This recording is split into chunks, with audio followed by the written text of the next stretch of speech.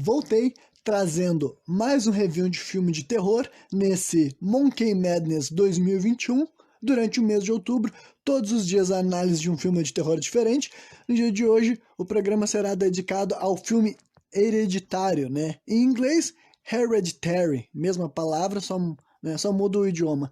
Hereditário é um filme de 2018 do diretor Ari Aster, né? Ele é um filme que ele causou um grande rebuliço desde quando ele foi lançado e até hoje em dia que, né, não faz tanto tempo assim, acho que tá fechando 3 anos desde o lançamento desse filme, dá pra se dizer que, tipo, esse diretor daí, o Ari Aster, que ele fez a estreia, esse foi o primeiro longa que ele gravou, né? Ele se tornou, assim, uma espécie de referência no cinema de terror mainstream atual, né? Pra quem não é muito ligado em cinema, não é uma pessoa assim cinéfila, entre aspas, talvez tu não tenha entendido exatamente o que eu quis dizer com isso, né? Mas digamos que esse filme, ele já atingiu um status, né?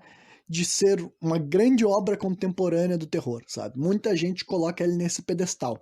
E eu, pelo jeito que eu falo, vocês podem estar notando já que talvez eu não me identifique com essa espécie assim, né, de título que essas pessoas dão para esse filme, né? Eu assisti esse filme quando ele era novo, quando ele era lançamento, e eu confesso que para mim foi mais um filme de terror, sabe? Não foi uma obra que eu dei muita bola, sabe? No dia que eu assisti, sabe, eu assisti e depois já tava meio que nem me lembrava mais que o filme existia, só que daí passou umas semanas, né? E eu comecei a ficar sabendo que o resto do mundo tinha pirado com esse filme e falava: esse filme é muito bom, esse filme é muito assustador, é genial, é uma obra-prima do terror, é apavorante. Daí eu fiquei assim, ué, será que eu não vi direito? Será que eu assisti errado? Será que esse filme é tão espetacular assim e eu não prestei atenção o suficiente, né? Então, algum dia eu teria que revisitar ele e o dia que eu escolhi pra fazer isso foi pra esse Monkey Madness, porque daí, né, eu assisti ele pela segunda vez, tentarei absorver melhor, mas meio que agora esse filme teria um peso mais pesado pra ele puxar do que ele tinha na primeira vez que eu vi, porque agora tem uma expectativa, entendeu? Se na primeira vez que eu assisti esse filme sem esperar grandes coisas, eu já não me senti lá tão entretido, tão envolvido, não achei um filme tão bom, imagina agora que eu precisava que esse filme fosse espetacular, sabe? Eu fui assistir ele sabendo, bom, o mundo fala que esse filme é o máximo, então eu quero sentir que eu estou vendo um filme que é o máximo, eu quero sentir que eu estou vendo uma obra-prima contemporânea do horror, sabe? Então, né, é um filme novo, é um filme moderno, então basicamente, olha, o que eu posso dizer pra você é o seguinte, pra quem gosta de terror sobrenatural, entendeu? Um filme que tem loucurada, eu aconselho vocês então a não ouvir esse programa agora, vão lá, assistam um filme, sabe? É um filme que, ele é longo, né? Ele tem mais de 2 horas, ele é um filme demorado, né? Não é o mesmo demorado dos filmes antigos que eu analiso aqui, é o demorado moderno, entendeu? O novo estilo de ser demorado, basicamente. Eu até diria que é presunçoso, sabe? Os takes dele, tipo, basicamente dá pra ver que o diretor, na cabeça dele, as cenas dele se arrastam pra caramba, porque ele acha que quando tu tá vendo aquelas cenas, elas são o máximo que tu pode ver, sabe? Tipo, independentemente de quão devagar elas andam, na cabeça dele ele pensa, nossa, eu tô fazendo as pessoas aproveitar pra caralho vendo essa cena arrastadona aqui, né? Mas eu posso dizer assim, ó, se tu gosta de terror sobrenatural, vai lá e assiste, tira as tuas conclusões, vê as tuas opiniões, vê se tu gosta desse filme, dessa narrativa, dessa obra. Inclusive, eu diria que gente que tem um repertório menor de filmes de terror, tipo, gente que não é muito familiarizada com o gênero, que não tá acostumado a consumir esse tipo de obra, talvez sinta um impacto maior, talvez goste mais, talvez se apegue mais, e eu acho que, eu acredito que as pessoas que são tão devotas a esse filme, eles acabam caindo nesse tipo de linha, né? Agora, se tu é uma pessoa já que tem uma grande... já assistiu todos os filmes ditos como clássicos, entendeu? E outros que não são necessariamente tão populares assim, né? Mas se tu já se alimentou bastante desse tipo de mídia, talvez ele não seja a tua jornada mais incrível, né? Mas, de qualquer maneira, realmente eu acho que eu posso dizer assim que dá para as pessoas gostarem. Eu também acho um filme bom, eu não acho um filme ruim, eu não acho um filme mal feito, eu não acho que é uma porcaria, eu não acho que é perda de tempo, eu não acho nada disso, eu acho que é um filme bom, mas a pergunta que eu vou ter que responder até o final desse programa, até o final dessa análise é incrível, é sensacional, é uma obra-prima do horror, que nem muita gente coloca nesse pedestal. Aí vocês vão ter que ver a minha análise cena por cena, opinando sobre cada um dos conceitos que esse filme nos mostra, e vão ter que ver o que eu acho, né? Se eu acho que sim, se eu acho que não, e se eu acho que não, no que eu me sustento para, né, tecer essas críticas, essas opiniões. Então vamos lá, né? Vamos partir logo para a narrativa e começar a destrinchar o que acontece nesse filme, né? começa para começar com uma espécie assim de carta, né? Não, é um texto assim que aparece com um caráter descrevendo que o falecimento de uma personagem, de uma velha chamada Ellen, não sei das quantas lá, não sou muito bom em memorizar sobrenomes dessa gente, né? Falando que ela faleceu e que deixou para trás netos, filhos e que vai rolar o funeral dela, vai rolar o enterro. Eu não sei muito bem o que eu acho dessa decisão, sabe? Eu acho que essa é uma das, apesar de objetiva, de simples, qualquer pessoa que ligar o filme já vai entender do que se trata. Eu não sei se essa foi a maneira mais interessante, mais imaginativa de estar descrevendo o fato de que a gente vai enxergar um enterro logo de cara, né? Mas enfim, foi assim que o filme decidiu começar, né? Aí já começa assim, a primeira cena, depois desse anúncio que a gente vê na tela, que é só um anúncio numa tela preta com um texto branco, né? Já começa uma lenta cena mostrando as maquetes que depois a gente vai descobrir que são obras da protagonista, né? É uma mulher chamada Annie, ela que vai ser a que vai passar pelas loucuradas, pelo estresse, pelo desgaste emocional que esse filme vai desencadear em cima dela, sabe? Então a gente começa numa cena lenta mostrando aquelas maquetes e tal, e depois assim a cena de transição final se aproxima de uma maquete que tá mostrando um quarto, que evidentemente aquele quarto é o mesmo quarto real do filho dela, um rapaz chamado Peter, né? E quando a câmera se aproxima do quarto da maquete, o quarto da maquete se torna o quarto real, digamos assim, né? E daí começa o filme. Tu vê que o rapaz, esse Peter, ele tá sonolento ou até abatido e tal. O pai dele entra no quarto, né, um homem mais velho, um coroa chamado Steve, e fala: vamos lá que a gente tem que ir pro enterro da tua avó, bota aqui o terno e vamos nessa, né? Aí ele vai até uma casa da árvore, né, que é outra coisa que como eu tô fazendo uma maratona de filme de terror, talvez não seja muito bom pra nenhum desses filmes mais modernos, porque é muito comum que tu comece a enxergar coisas que tu já acabou de ver. Por exemplo, quando eu vi essa Casa da Árvore, instantaneamente eu me lembrei da Órfã, né? Não que essa Casa da Árvore seja igual e tenha o mesmo peso, nessa obra aqui, a Casa da Árvore tem uma tipo assim, ela tem um pouco mais a ver com a narrativa do que no filme A Órfã, que meio que não tem nada a ver com a obra, mas ainda assim eu penso, porra, outro filme que vai rolar cenas numa casa na árvore, né? Então, né, esse filme aqui, particularmente, ele vai ser muito disso, sabe?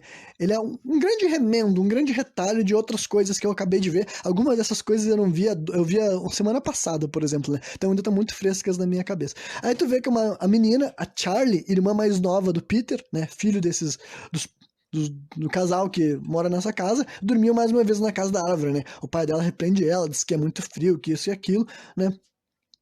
E depois a gente já transiciona para a cena do enterro, né? Tu vê que a protagonista, a Anne, dá um discurso, né? Sendo filha da velha, ela dá um discurso que reforça que a velha era uma mulher meio distante, meio prepotente, meio arrogante, mas ainda assim ela faz questão de ressaltar algumas características maternas dela, né? Mas a própria filha descreve ela como uma mulher reservada, uma mulher privada, que tinha rituais privados. Então, né, meio que deixa bem claro que essa coroa que faleceu, ela não era uma pessoa tão normal, eu talvez até não nem tão boazinha quanto, né, outras mães por aí, né? Aí tu vê que a Charlie, a menina mais jovem ali e tal, ela tem 13 anos, né? Ela é impedida de desenhar no meio da cerimônia. Tu vê que ela tá desenhando uns desenhos não necessariamente muito bonitos. O pai dela fecha o livro de desenhos dela, né? E depois disso, na hora que ela vai lá se despedir do cadáver da avó dela, tá no caixão aberto, assim e tal, tu vê que eles dão um take num colar que tem um símbolo bem específico. Esse símbolo que a gente vê no colar dessa velha é um símbolo recorrente nessa história, tem algum significado, né? E também dá pra gente prestar atenção que tem um velho, um coroa, meio, não sei se ele é loiro, o cabelo dele é grisalho, né? Ele não é tão velho assim, mas deve ser um cara com 30 e poucos, 40 anos, ele tem um sorriso muito bizarro na cara dele, ele tá encarando essa menina mais jovem, né, a Charlie. Ele tá olhando com uma cara assim, enfim, é bem perturbador, apesar de não ser uma cena de terror, né? E daí, antes de acabar essa cena, a última coisa que a gente vê é a Charlie comendo um chocolate, assim, tá uma barra de chocolate, e o pai dela pergunta se tem nozes, né? E ela diz que não, depois a mãe dela também pergunta, tem nozes nisso daí? A gente não trouxe teu antialérgico. Então dá pra gente entender que essa menina tem um problema de alergia relacionado a nozes, e isso daí será parte da narrativa, né? Aí em casa, né, a gente ouve alguns comentários da Anne e do Peter, né? O Peter é o filho dela, a Anne é a mulher que deu o discurso sobre a mãe dela que faleceu, né? A avó dessas crianças. Dá pra, tipo, a gente dá a entender que nenhum dos dois sentiram muita perda da velha, sabe? A Anne, primeiro, assim que ela chega em casa, ela fala que, eu acho que eu devia estar pior, mas eu não tô, né? E depois o pai do Peter, o Steve, pergunta pra ele no quarto, e aí, como é que ele tá se sentindo, e ele dá a entender que, tipo, ele tá cagando pelo fato de que a velha morreu, né? Então, mais uma vez, reforça de que velha que morreu, a Ellen, não é lá uma pessoa que todo mundo vai sentir muita falta dela, não, né?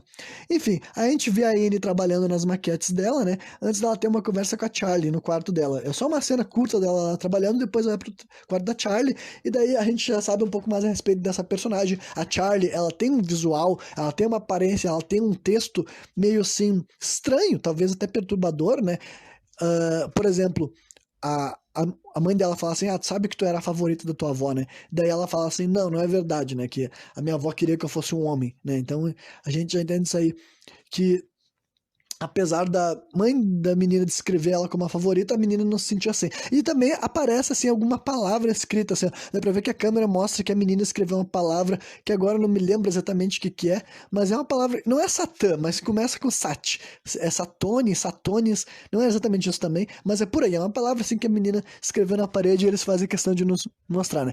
Aí, após a Anne colocar a Charlie pra dormir, né, a filha dela, tu vê que a Anne vai até uma caixa com coisas da mãe dela, sabe?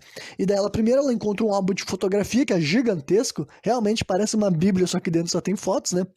E depois disso ela abre um livro que parece não ter muitas informações, sabe? Tá escrito tipo assim, anotações de espiritualismo, algo desse tipo. Não tem autor, não tem nada, apesar dele parecer um livro, eu diria que ele é mais um caderno, talvez, sei lá, né?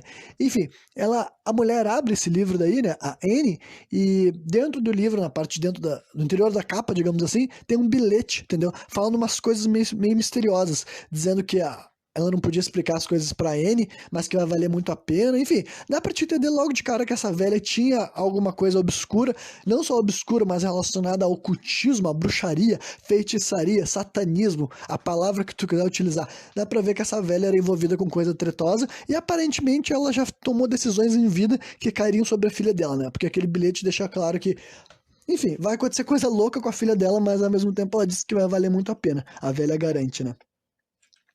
E daí a Anne simplesmente guarda aquele livro, porque ela fica levemente perturbada, e quando ela tá saindo da sala, nesse quarto onde estava essa caixa, dá pra ver que ela enxerga o fantasma da mãe dela, né? É como se fosse a primeira situação paranormal desse filme, até porque até então, né, isso daí, tipo assim, já tá chegando a uns 15 minutos, né? Porque é um filme, que eu falei, bem lento, bem demorado, só que ainda assim não é algo muito assim pra te dar um pavor, sabe? Tu enxerga que tem um contorno, claramente é a velha, e quando a mulher acende a luz, o espírito não tá mais lá, né? Até porque nesse ponto da história a gente ainda não sabe qual que seria o grande vilão. Seria um filme de possessão demoníaca, de espíritos, enfim, a gente não sabia ainda qual seria a parada paranormal dessa história, digamos assim, né? Aí na manhã seguinte a gente vê que a Charlie tá brincando na sala de aula dela, em vez de ela tá fazendo um trabalho, ela tá brincando com algum brinquedo que ela levou pra lá e tal, né? Aí de repente daí, né, a turma se assusta com um pássaro, aparentemente é uma pomba, que ela deu de cabeça no vidro, sabe? Ela se nocauteou, ela se matou sem querer, né? Tentou voar através do vidro, bateu, deu um baita de um barulhão, as crianças tudo se apavoraram e tal. E depois a gente vê que a Charlie tá olhando fixamente pra uma tesoura que tá na mesa assim da professora, sabe? Então, né, mais uma vez fica aumentando a suspeita em cima dessa menina, que ela não é lá uma criança tão normal assim também, né? Até também, ainda mais considerando que o nome do filme é Hereditário, e a avó dela é uma pessoa perturbada, e a mãe dela vendeu a filha dela como a favorita da avó dela, então, né, tudo já vai se ligando na tua cabeça, tu imagina que a loucurada não vai demorar a vir, mas em parte até que vai, enfim. Aí mostra que o Peter não liga muito pra aula de história que ele tá assistindo, sabe?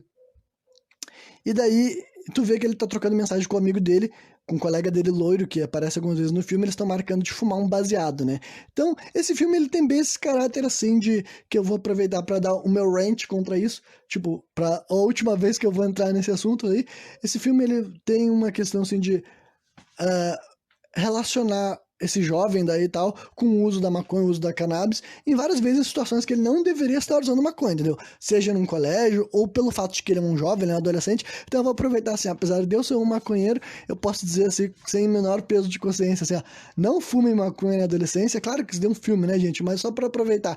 Digamos que esse filme, ele coloca a maconha num papel, assim, de culpada, de algumas coisas ruins que vão acontecer. Eles meio que escolheram a droga maconha, né, como o motivo de algumas coisas, de alguns deslizes, de alguns grandes erros que vão acontecer nessa história, né? E apesar de eu não acreditar, né, que a maconha seja algo ruim, todavia, entretanto, contudo, uma coisa que eu acredito piamente é que adolescentes não devem fazer consumo de cannabis, nem no colégio deles, nem em casa, nem em festas, nem em lugar nenhum. Então, né, apesar de eu não gostar da ideia deles terem utilizado um filme mainstream e famoso para colocar a maconha como vilã, já que é uma obra de terror, não precisava ter esse artifício da maconha, o diretor, por algum motivo, ele falou, não, vou fazer esse personagem ser um maconheiro, e o fato dele ser maconheiro vai acarretar em erros, problemas que meio que, né, dá pra te culpar a erva, digamos assim, tal. Então, né, apesar de eu não gostar dessa ideia, eu gosto da ideia de desincentivar os jovens a consumir maconha, né. Enfim, aí depois a gente vê que a Charlie foi até a pomba morta, aquela que ela deu de cabeça assim no vidro da sala dela, e ela tá com a tesoura e tu vê que ela decapita o pombo que aparentemente já tava morto, né? Mas ainda assim é um meio perturbador, né? Por que a criança, né, que tu já imagina que não é uma criança tão normal assim, estaria decapitando o cadáver de uma pomba e tal? E além disso, ela guarda a cabeça da pomba, né? Então ela quer aquela cabeça daquele animal que ela acabou de decapitar, né? Em casa, a Anne entra no quarto da mãe dela, que tava com a porta aberta, né? Ela pergunta pro marido dela se ele foi no quarto da mãe dela, né? Que a velha teve um quarto lá na casa dela antes de morrer, digamos assim, né? E daí o Steve diz que não, mas que tá tudo bem, que ele entende que ela esteja abalada, é muito recente. Ele chega até lá, ele tranca a porta do quarto, e depois disso, né, ele recebe uma ligação. Nessa ligação, é uma ligação do cemitério falando que a tumba da velha foi violada, né? Então esse filme ele tem esse negócio daí que ele tenta progredir várias plot points ao mesmo tempo, justamente para criar uma espécie assim de distração, né? Com que a audiência não vai conseguir entender de imediato quais desses pontos são chave para a história e como que eles se ligam um ao outro, né? Mas, né, várias coisas estranhas estão rolando paralelamente. Nesse ponto, por enquanto, o Peter não tem nada de estranho, além dele ser um maconheiro meio depressivo, pelo jeito que tu entende, o jeito que ele age, né? A Charlie, com certeza, é que evidencia mais esse caráter assim estranho, mas até agora não rolou nada necessariamente paranormal até aquele lance do fantasma que a mulher viu e nem foi assim um susto, foi só um contorno que ela enxergou, né? Mas aparentemente alguém violou a tumba daquela velha e tô considerando o quão estranho, que pra começar já é estranho alguém roubar o corpo de alguém, e considerando o quanto que essa velha é ligada com coisas estranhas, né, deixa ainda mais estranho. E daí o velho decide ocultar essa informação da esposa. Nesse momento ele não fala, mas lá adiante, quando ele entra nesse assunto, ele esclarece, porque ele achou que poderia gerar um estresse, ele preferiu deixar pra lá, né? Mas a Anne também tá escondendo algo do marido dela. Ela fala assim que ela vai ir pro cinema, mas na verdade ela tá indo visitar um grupo de apoio, sabe? Tipo aqueles estilo Alcoólicos Anônimos e tal, só que dessa vez era um grupo falando sobre o tema de perda de um ente querido, sabe? Ela vai nessa reunião, né? Ela tá sentada naquela roda e tal. E daí é uma cena bem longa e tal, que eles se focam na Anne, né? Porque daí ela, primeira vez que ela tava lá, e talvez nem todo mundo que vá numa dessas na primeira vez se abra tanto, mas considerando que a gente tá vendo um filme, a gente quer saber por que essa mulher, né, tá abalada e tal, ela abre seu coração a respeito de várias questões envolvendo a mãe dela, né? Ela deixa claro que ela não tinha uma relação muito boa com a mãe dela antes da mãe dela morrer. Ela falou assim que o irmão dela morreu, que tinha esquizofrenia e que ele se matou culpando a mãe dele, dizendo que ela que colocou as vozes na cabeça dele, né? E basicamente eu não acho nem que ele tinha essa esquizofrenia, né? Realmente acho que a velha realmente colocou vozes na cabeça dele e vocês vão ao final desse programa, talvez vocês tenham concordado comigo, né? Ela destaca que o pai dela também morreu e ele morreu de fome por causa que ele teve uma doença que não é uma doença, é uma complicação crônica lá, sei lá, que ele é uma coisa que pode fazer com que tu não coma até a morte, né? Deve ser um caso raro, né, que não deve acontecer sempre, nunca ouvi muito disso, mas também deve ser uma morte muito horrível, né? Tu realmente ficar sem se alimentar por opção, entre várias aspas, até o dia que teu corpo parou de funcionar, deve ser uma coisa horrorosa. Então tu entende que o pai da mulher tá morta, o irmão da mulher tá morta, a mãe da mulher tá morta, né? Então essa mulher tá rodeada de morte e ela tá sofrendo, ela tá chorando, ela tá dizendo que ela acha que isso é culpa dela de alguma maneira, né? Então, elas têm um breakdown ali emocional, né, com vários pontos assim que qualquer pessoa rodeada por parentes mortos ou até suicidas também estaria abalada e tal. Então a gente já vai entendendo mais isso a respeito do ambiente familiar dessa mulher, né? Aí depois mostra o Peter novamente, né, no quarto dele, ele dando uma bongada, né? Então, esse filme ele reforça muito a ideia de que esse guri tá constantemente chapado, entendeu? Então, por isso que eu digo que eles meio que culpabilizam, né, a maconha como se fosse algo que enfim, tá transformando esse garoto em algo problemático e tal. E daí, deixa eu ver assim, prosseguindo essa narrativa. Assim, tem uma cena estranha da Charlie fazendo algo no quarto dela, meio que a gente não entende exatamente o que ela tá falando, e parece que ela é guiada por umas espécies de luzes, sabe? Alguma coisa que aparece assim, ilumina lá no fundo do pátio dela, chama a atenção dela, e ela decide ir atrás dessas luzes meio misteriosas, que não ficam muito claro exatamente o que elas significariam, né? Aí a seguir a gente vê a Annie recebendo uma mensagem a respeito do projeto das maquetes, sabe? Tá falando pra ela assim que, né, pode. ah, as pessoas querem saber como é que anda indo, se ela pode mandar fotos de como está se desenvolvendo o projeto e tudo mais, então tu entende que ela está com um projeto já encaminhado para entregar essas maquetes, né, e que talvez ela esteja atrasada por questões emocionais, que ela não está conseguindo produzir como deveria, né? Aí, nisso, a gente vê o Peter perguntando pra mãe dele se ele pode pegar um carro emprestado, né? Porque ele quer ir na tal de festa que ele foi convidado pelo amigo loiro dele na cena da noite anterior, né? Aí eles têm um diálogo onde o guri se faz de louco, entendeu? Porque a mãe dele pergunta se ele vai beber, e ele vê que o papai sabe que eu não tenho idade pra comprar bebida. Mas ela fala assim, não tô falando disso, eu tô perguntando se tu vai beber. Daí ele fala, não vou, né? Então a gente já sabe que o guri tá se fazendo de louco, daí a Annie pergunta se ele pode levar a irmã dele, né, a Charlie. Porque, né, o guri não tinha dito que ele iria para uma festa, né? Ele não vendeu como uma festa. Ele mentiu, digamos assim, que era um uma espécie de churrasco, tanto é que a mãe dele falou, tá, então tu não vai comer em casa, ele, não, eu vou comer em casa assim, daí tipo, então ele mente uma mentira ruim, e ainda por cima faz com que a mãe dele diga pra ele levar a irmã dele, né? Se ele tivesse pegado e dito que era uma festa, que teriam bebido, que teriam drogas, provavelmente a mulher não teria dito pra ele levar uma criança de 13 anos pra esse ambiente, né? Mas como ele mentiu, acabou dando tudo errado, né? Aí a Annie encontra a Charlie descalça nos fundos da casa, né? Lembre-se que eu tinha dito que ela tava no quarto dela, ela tinha visto umas luzes estranhas nos fundos da casa e ela foi pra lá. E daí tu vê que a Charlie, além de estar caminhando no meio do... É uma casa grande, com um terreno grande, que tem grama e terra nos fundos, sabe? Enquanto a guria tava caminhando descalço, tu vê que lá atrás ela enxerga uma velha sentada num círculo de fogo. Eu acredito que isso daí não é uma visão real, sabe? Eu acredito que realmente é um deslumbre que essa menina tá enxergando. Até imagino que a velha que tá sentada no círculo de fogo seja a falecida avó dela, sabe? Porque esse filme também tem várias dessas imagens assim e tal. Ele é esse tipo de pique, sabe? Ele gosta de te mostrar coisas que não necessariamente vai ter uma explicação, embora algumas outras coisas serão esclarecidas sim, eles vão ter a decência de colocar certos pingos nos is, né? Aí a Anne insiste, né, para que a Charlie vá a tal de festa, dá pra ver que a menina não é uma pessoa que se sente confortável em ambientes públicos, só que a mãe dela insiste, a mãe dela vai lá, tu tem que andar com outras pessoas jovens da tua idade, e vai ter crianças do teu colégio, na verdade não ia ter nada disso, né, ela ia ser a única criança, o resto seria só adolescentes, digamos assim, né, e, enfim, daí tu vê que a menina acaba aceitando, o Peter leva ela pra esse ambiente, tu vê que os dois irmãos não tem qualquer intimidade, sabe? O guri tá dirigindo o carro, a irmã dele no banco de trás caladinha, né? Na verdade, não tá só calada, ela fica fazendo um som que eu consigo reproduzir, que é assim, ó. Entendeu? Esse som que eu acabei de fazer pra vocês aqui, ele tem um impacto nesse filme. Esse som meio que era o som característico dessa menina, sabe? A Charlie, várias cenas que ela tava sozinha, tu vê que ela tá assim parada e quando vê do nada ela faz...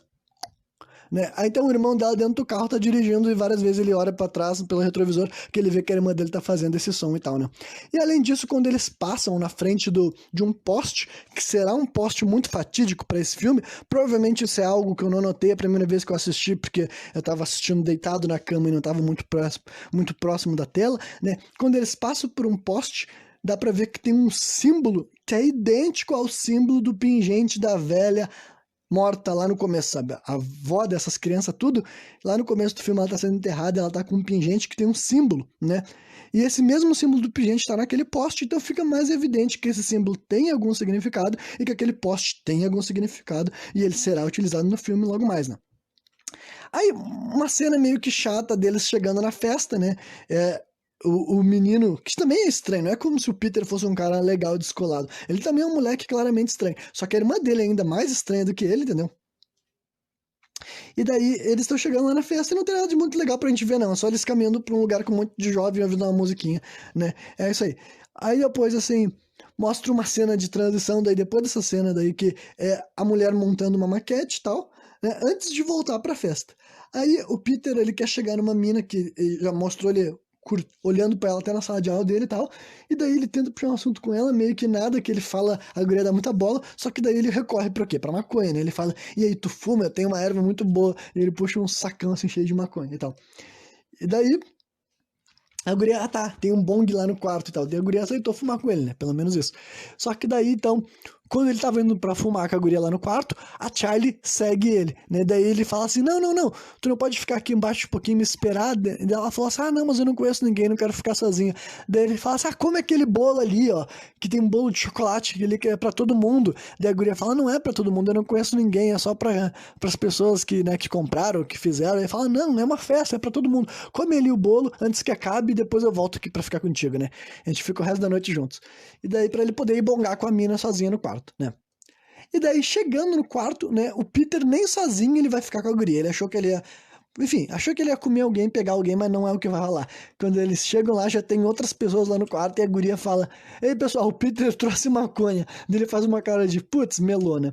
Enquanto isso, a Charlie tá comendo o bolo. E esse bolo, nós, enquanto audiência, já sabíamos, né, os mais atentos, já sabíamos que era o bolo letal pra essa menina. Por quê? Porque ela, dá pra ver que quando tava preparando o bolo, estavam picando nozes, entendeu? Que, evidentemente, a guria é alérgica pra isso. Então, tipo, essa cena daí é um misto, assim, tipo, de comportamentos errados, entendeu? Por que uma guria de 13 anos tá numa festa dessas? Por que o irmão dela mentiu e nem negou, sabe? Ele devia ter dito, mãe, não manda essa guria junto, porque, né, ela é alérgica, eu não vou nem levar o remédio dela, ele não levou. Então, tipo assim, cara, eu acho que... Eu entendo que a cena que eles queriam criar, eles precisavam dessa dramatização toda, mas eu acho que não foi muito justificado, sabe? Eu acho que, tipo assim... se era pra acontecer dessa maneira, eles tinham que ter mais uma razão de por que, tipo, a guria tava nesse lugar e o irmão dela não levou o antialérgico dela, sendo que sabe que é perigoso, sabe? E, enfim, eu sei que é uma grande combinação de fatores que levam com que a Charlie ficasse nessa situação exposta, né? E daí a Charlie começa a passar mal, porque parece que é uma alergia bem forte, e daí o Peter tá recém dando uma bongada, né? Dá pra ver que a menina já foi atrás dele, bem na cena que ele tá puxando assim a fumaça pra dentro, dá pra ver que a guria já tá assim lá. Peter, a minha garganta tá fechando, né? Passando mal. Aí o guri se apavora, né? Ele para de fumar o baseado dele, deixa lá o resto da erva dele, ou guarda no bolso, sei lá, né? E daí ele pega a irmã dele no colo e leva pro carro correndo, né? E antes dos 35 minutos de filme, né? Já passou só isso, mas parece que passou tanto mais, porque é um filme que se arrasta tão devagarzinho, né? Mas antes dos 35 minutos de filme vai acontecer aquela que eu considero a melhor cena do filme, sabe? Que, basicamente, pra quem já assistiu esse filme sabe exatamente do que eu tô falando, sabe? O guri tá dirigindo com ela na estrada, apavorado, falando, não se preocupa, irmã, a gente tá quase chegando no hospital. E ele tá vindo muito, muito rápido, né? A guria tá passando mal, e quando ela tá sufocando, ela abre a janela pra poder respirar melhor. Ela coloca a cabeça pra fora do carro pra poder sugar mais ar pra dentro dela, né? Só que daí, o irmão dela meio que barbera, ele passa por algumas coisas que estavam ali na estrada, sabe? Como se fosse, assim, uma espécie, assim, de algo que tivesse em construção, o carro dele perde o controle e ele passa bem do lado daquele poste que tem o símbolo, né?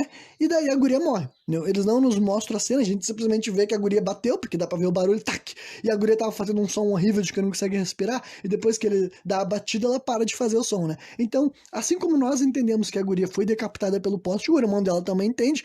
Então, desde o momento que rola o acidente, sabe? Até a descoberta do cadáver da irmã dele na manhã seguinte, Benzel Peter não fala mais nada, né, sabe? Ele entende que a irmã dele morreu, porque ela parou de fazer o som, e ele só fica assim, ele só fala assim, tá tudo bem, certo? Ele tá querendo se acalmar, porque, né, eles estão querendo retratar o choque e tudo mais. Eu acho que toda essa parte aqui é boa, apesar de ser boa, eu acho que eles exageraram na demora pra fazer qualquer coisa acontecer depois que isso daí acontece, sabe? Tipo, a gente vê ele seguindo tá em casa, ele chega em casa, ele sai do carro, né? Sem falar absolutamente nada, sem olhar o cadáver, ele nunca chega a examinar o corpo morto da irmã dela. Ele só sai do carro, ele entra na casa dele claramente ainda abatido, chocado, depressivo, caminhando devagar e tal. A mãe dele tá comentando, ah, já chegaram, que bom. Outra coisa que é meio bizarra, tipo, se tu é uma mãe preocupada e teus filhos chegam de noite em casa, com certeza a primeira coisa que tu ia fazer é ir falar com ele, sabe? É ver o Peter e perguntar se tá tudo certo e depois ir atrás da Charlie. Mas não, eles quiseram aumentar a dramatização, fazendo com que as coisas fluíssem de uma maneira meio estranha. Porque o guri simplesmente chegou e foi dormir, né? Ele se trancou no quarto dele, deitou. Aí na manhã seguinte, entendeu? Então sabe-se lá quantas horas depois, dá pra ver que a mãe dele tá saindo de casa, ela vai pegar o carro, ela fala, vou ali pegar um carro pra ir no mercado, não sei o que lá. E daí tu ouve um grito dela muito horrível, sabe?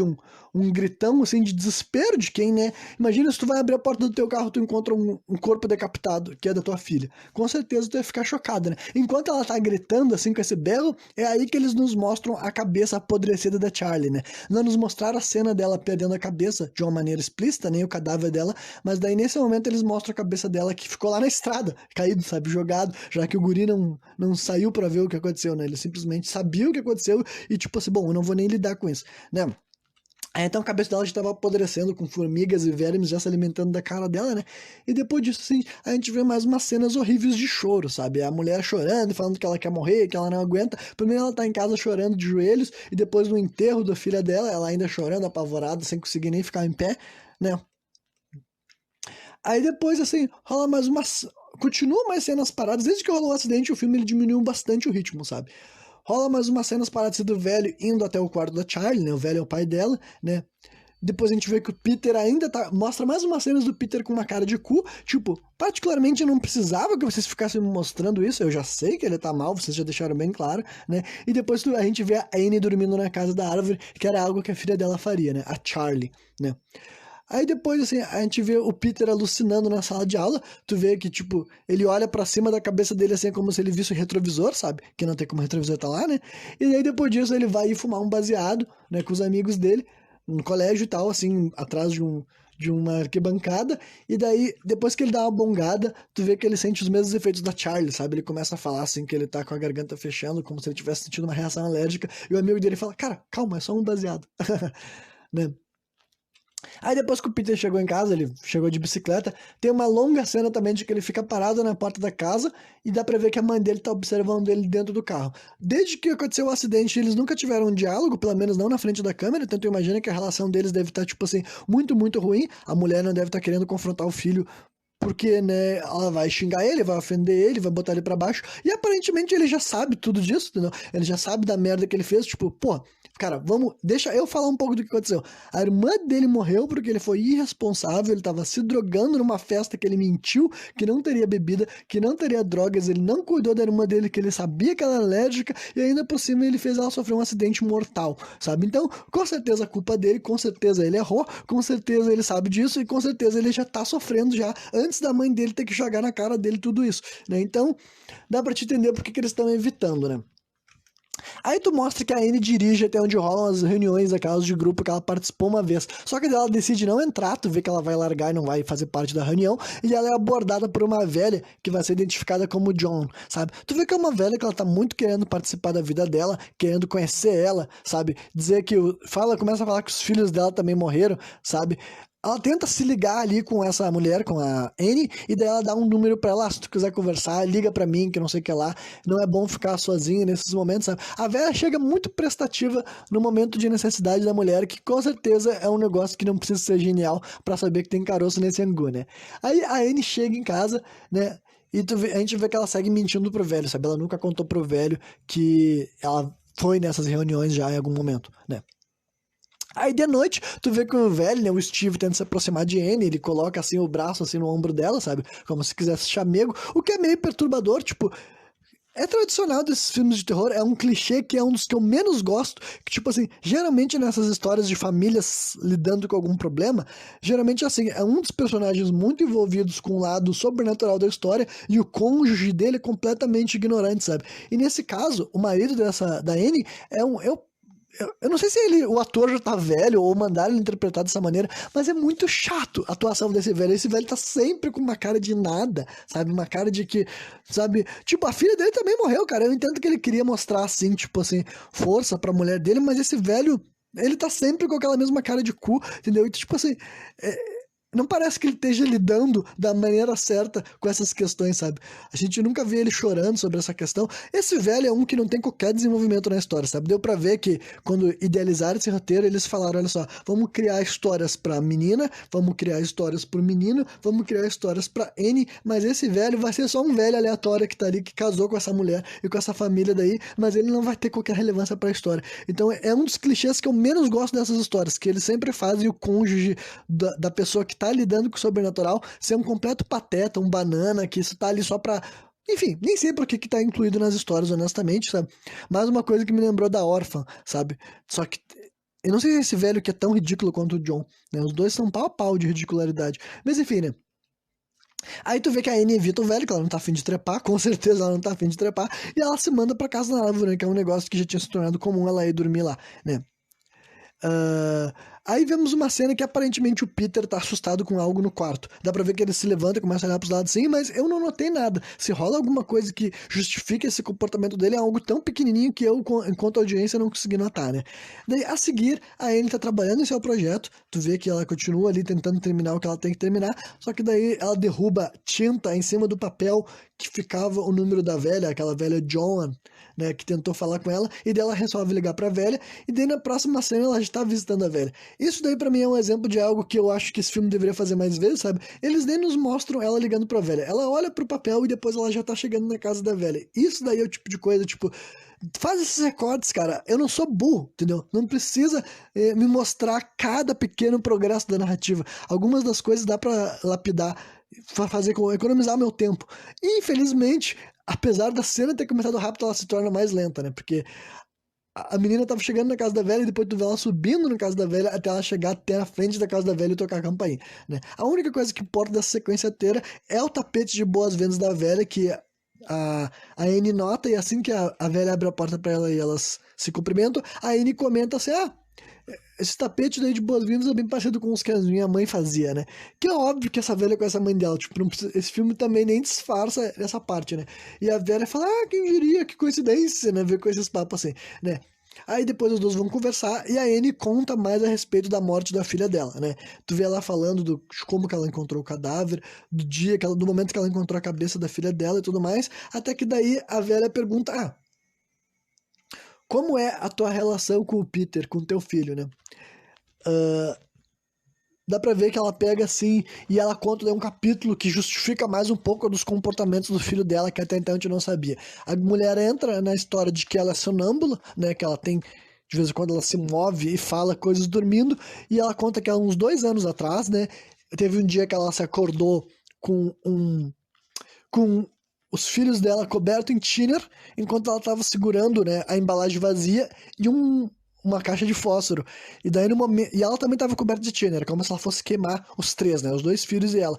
Só que daí ela disse que no momento que ela risca o fósforo, o filho dela se acordou apavorado, ela também voltou a si, e ela apagou o fósforo, e ela disse que nunca conseguia provar pros filhos dela que ela tava dormindo, sabe? Todo mundo ficou apavorado, ninguém mais confiava nela, e deve ser desde aquele momento, então, que o relacionamento dela com o Peter começou a ruir, e que ela disse que desde que rolou a morte da filha dela, é óbvio que eles não se falam, que eles não têm mais um diálogo direito e que essa relação ainda foi mais pro saco, né?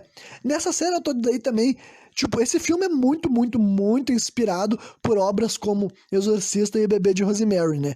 Pra quem não viu esses filmes, talvez não fique muito evidente, mas pra mim que assisti esses dois filmes algumas semanas atrás, eu posso dizer que fica ainda mais evidente o quanto que ele bebe dessas fontes. Tipo, dá pra ver que essa velha oferece pra ela chá, e quando ela tá tomando chá, ela nota que tem uma plantinha dentro ali e tal. Então, tipo, é bem o pique, assim, de Bebê de Rosemary, sabe? Que são velhas misteriosas, que armam as coisas pra mulher ignorante, que ela não tem noção de que ela tá no meio de uma armação muito maior que ela, sabe?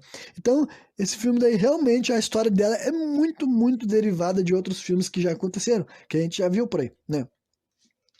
Aí mostra um curto trecho, sabe? Que o velho Steve pergunta pro Peter sobre um curso preparatório. Mais uma vez, uma das cenas inúteis desse filme. todas as cenas desse velho praticamente são inúteis, sabe? Realmente, que personagem suportante, né?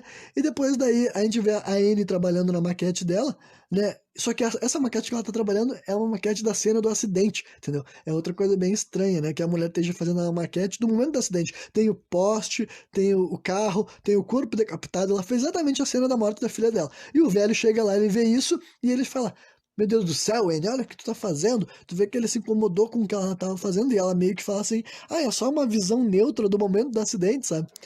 Enfim, né? Aí depois, assim, o velho fala: Ah, tu não vai jantar com a gente, né? Aí no jantar, tem os três na mesa e tu imagina que vai rolar alguma merda, né? Tipo, porque é a primeira vez que tu tá vendo a Anne e o filho dela diante um do outro desde que rolou a morte da Charlie, né? Aí, depois que tipo, o Peter primeiro ele elogia a janta, fala assim, ah, pai, tá muito gostoso, que não sei o que lá. E daí quando vê a Anne começa a fazer umas caras e bocas e o filho dela assim, mãe, tu quer falar alguma coisa? Tem alguma coisa entalada? Sabe, tipo, na tua garganta? Aí a Anne, quando vê, ela começa a ter um completo breakdown quando o filho dela fala algumas coisas que ela não gosta, e ela diz tudo aquilo que, na minha opinião, precisa ser dito, sabe?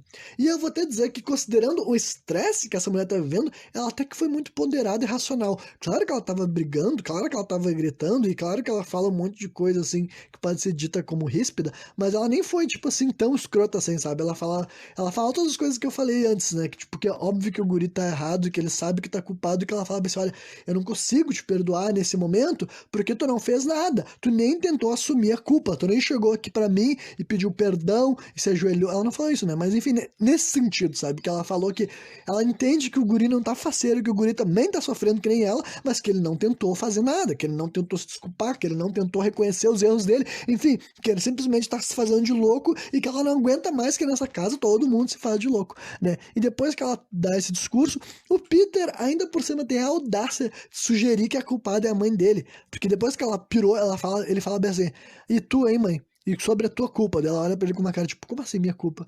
Daí ele fala bem assim, é aqui, a Charlie não queria ir na festa e tu insistiu pra ela ir. Tipo, e apesar dele não estar errado, eu concordo que, tipo, se tu for pegar e ver o esquema do filme inteiro, dá pra pegar e tu dizer que a mulher teve uma parcela significativa de culpa, porque foi ela que insistiu pra filha dela ir pra uma festa que ela nem queria ir, pra começar, mas, né, é um golpe extremamente baixo no guri, com certeza ele é o maior culpado, ele foi o responsável, ele foi o grande errado da história, ainda assim ele tem a audácia de sugerir que a mãe dele também tem culpa no cartório da morte da própria filha, né? E daí a mulher simplesmente ela sai da cena do jantar porque ela, tipo assim, ela não quer falar mais nada e ela não quer participar daquele momento. Ela só sai da mesa, né? E daí rola um dos momentos que eu acho que são justificáveis que eu não gosto desse filme, porque depois que a mulher sai da mesa, a gente ainda fica vendo uns 20 segundos dele sentado na mesa calado, sabe? Tipo assim, mano, por que vocês querem me fazer ver aí? Eu já vi tudo que eu tinha pra ver nessa cena. Agora não tem mais nada que preste. Então esse filme, ele gosta muito de estender cena de forma desnecessária, na minha opinião, sabe? A gente vê a Anne triste no estúdio, só pra gente entender que ela tá cada vez mais pra baixo, até que ela sai pra comprar materiais, né? Aí, num estacionamento próximo da loja onde ela comprou os materiais pra continuar fazendo as maquetes dela, ela se encontra com a John, né? Aquela velha que falou com ela, que ela visitou e tal, e daí a velha veio com uma história envolvendo uma médium que ela conheceu recentemente, sabe? Ela chega com um baita de um discurso dizendo que ela conheceu uma médium que fez um evento pra mostrar como falar com os mortos e que...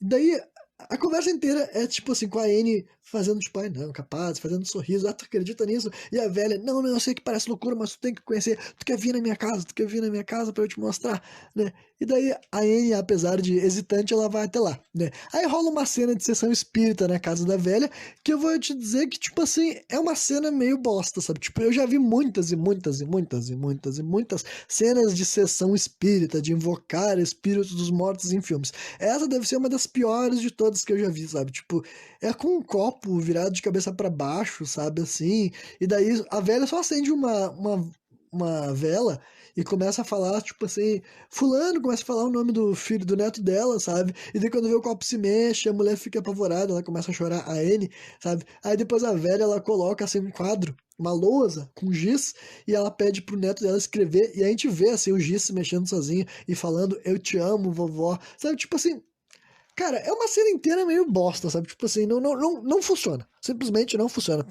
Não, o ritual não é convincente, as atuações, as reações das pessoas, sabe? O quadro escrevendo sozinho na tua frente não é assustador nem nada, é simplesmente, sei lá, broxante. Eu diria que é uma cena meio bosta, que não, com certeza é um dos pontos baixos do filme, né?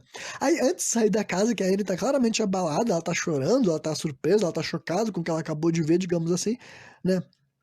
E a velha pega, alcança pra ela um livro que ela nunca viu, com um idioma que ela nem conhece. E a velha fala assim: tu tem que ler isso daqui antes de fazer a invocação. Então, tipo assim, tu não entende que ritual é aquilo lá, que idioma é aquilo lá, como é que a velha sabe ler aquilo lá, como é que a Anne saberia ler aquilo lá sem ter sido ensinada, e por que que ela aceitaria fazer tudo isso, sendo que ela nem sabe quem é essa velha, ela nem entende muito bem nada, porra nenhuma, sabe? Então é uma cena muito forçada que é simplesmente o autor querendo que aconteça algo que a gente não tem a menor razão pra ver, sabe? Tipo, a gente não tem a menor razão pra rolar uma sessão espírita nesse filme, sabe? Não tinha nada a ver com a história até esse momento, só que simplesmente vai acontecer, porque sim, caralho, é isso que tem que acontecer, né? E daí, antes da Anne sair da casa dela, ainda a velha falando assim, ó, você não matou a Charlie. Ela falava assim, a Anne olha pra ela, o quê?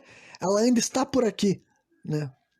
Daí, na viagem de volta pra casa, a Anne escuta aquele som característico da Charlie, né? Que é aquele, né? Ela tá dentro do carro, ela escuta esse barulho e ela começa a chorar, né? Aí de noite em casa, tu vê que a Amy tá alucinando com várias formigas andando pela casa dela, sabe? Primeiro são várias formigas até no travesseiro dela e ela vê que tem um rastro de formiga passando pela casa dela, ela se levanta, vai seguindo as formigas que levam até o corpo do Peter, sabe? Quando ela chega no quarto do filho dela, é como se o filho dela tivesse morto com o rosto e a boca tomada de formiga, sabe?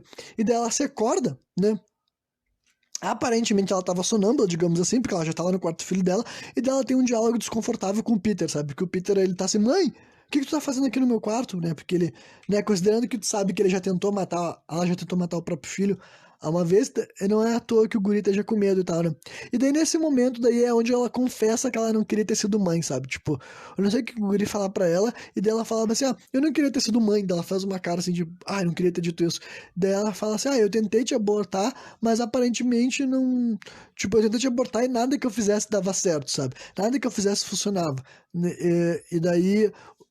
Só que daí depois, aparentemente, se tratava de um sonho, sabe? Porque tu vê que a Anne se acorda no meio da madrugada. Então toda essa cena é meio confusa. É como se fosse um sonho dentro de outro, sabe? Inception de sonho. Nunca sabe se ela realmente falou isso pro filho dela, né?